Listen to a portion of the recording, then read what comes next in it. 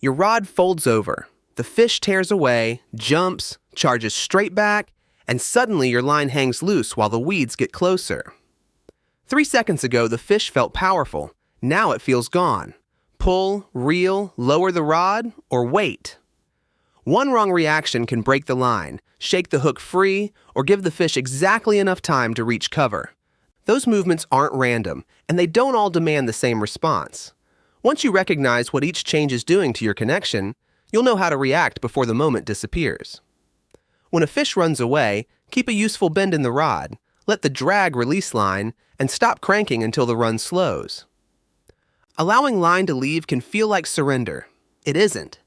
The bent rod and slipping drag soften the fish's sudden burst instead of sending all that force directly into the line and hook. Clamp the spool, and you remove the cushion protecting your connection. Keep cranking against a slipping drag, and you'll often recover little useful line while adding twist. The fish accelerates, the rod bends, and the reel starts clicking. Hold your rod angle and let the equipment absorb the panic so you don't have to join it.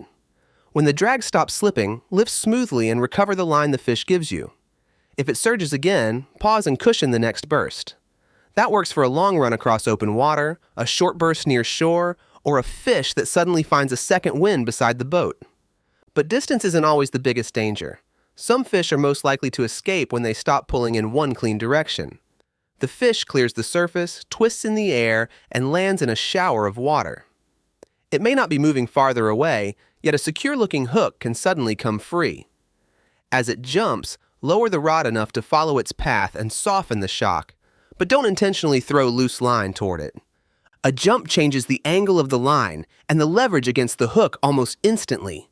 Surface thrashing and underwater head shakes create the same basic problem. The danger isn't simply the fish's strength. Its head may reverse direction several times before your hands can react once. Follow the jump with the rod tip. When the fish lands, let the rod bend smoothly again, then return to steady pressure. Don't answer the landing with another hook set. The hook is already being pulled from several directions. It doesn't need your dramatic contribution. During underwater head shakes, keep steady pressure and let the rod absorb the pulses. The fish's direction is changing much faster than its distance from you. Following the fish works during a jump, but if the fish dives beneath you, following it with a high rod can become the mistake. Now the fish goes straight down. Your rod points skyward and bends deeply, but all that effort seems to change nothing. Move the rod into a low side angle, keep smooth pressure, and reel only when the fish gives you line. If the drag slips, let it do its job. Pulling almost straight upward mostly adds strain. Pulling from the side encourages the fish to turn, instead of letting it keep driving in the same direction. The fish circles beneath the boat or along the bank. Lower the rod to one clear side while keeping the line away from rocks, dock posts, and anything else it could touch. Its circle widens. Then its head begins to turn, the pressure eases slightly, and you recover the line created by that turn. A deep surge close to you gets the same response. Let the rod and drag soften the burst, then regain line when the fish gives it back. A deeply bent rod may look impressive, but more bend doesn't automatically mean more control. The useful question is whether your pressure is changing where the fish goes.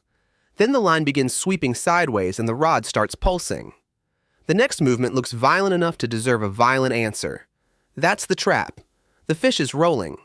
Keep a moderate bend in the rod, follow the changing angle, and resist the urge to yank against every turn. A body roll can move the hook and carry the line partly across the fish.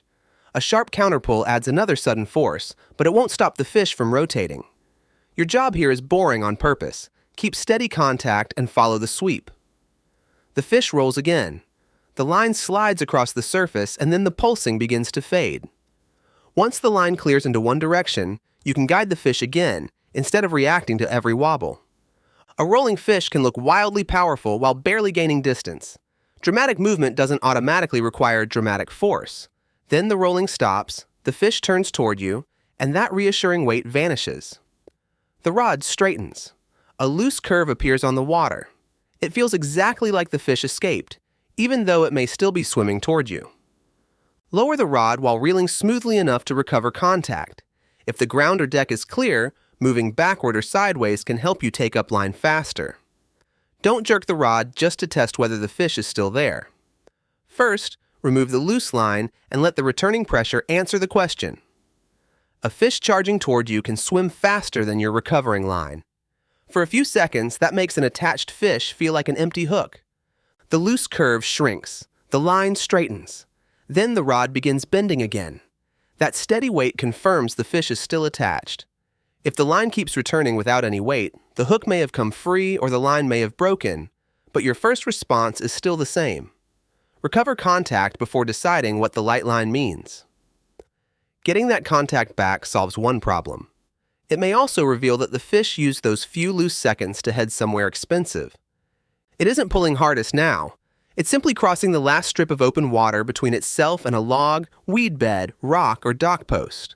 Apply firm, low side pressure away from the hazard immediately. If your footing is secure, change your position to create a better pulling angle.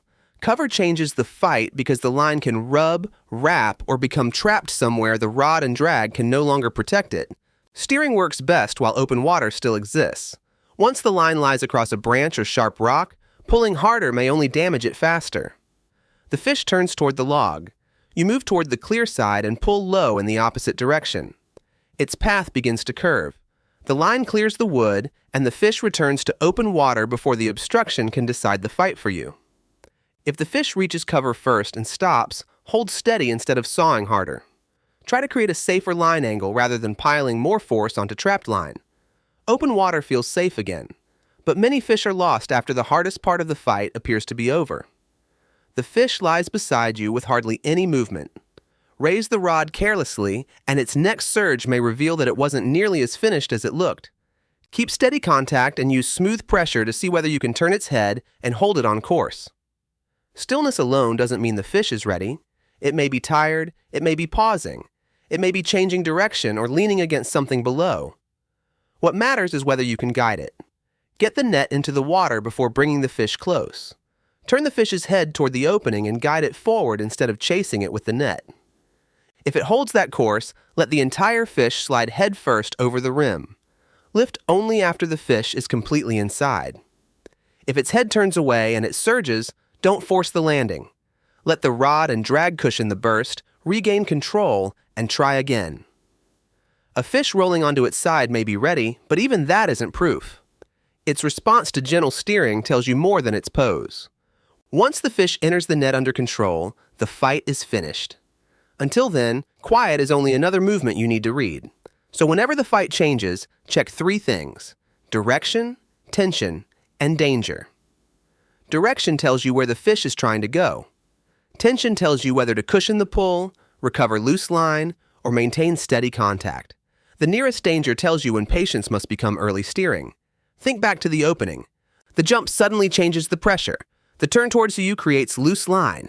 The weeds become the next danger. Soften the jump, recover the line, then steer away from the weeds. The fish may still look chaotic, but your decision no longer has to be.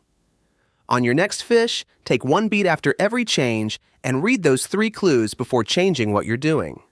Don't fight the fish's drama. Respond to its direction, your connection, and what it could reach next.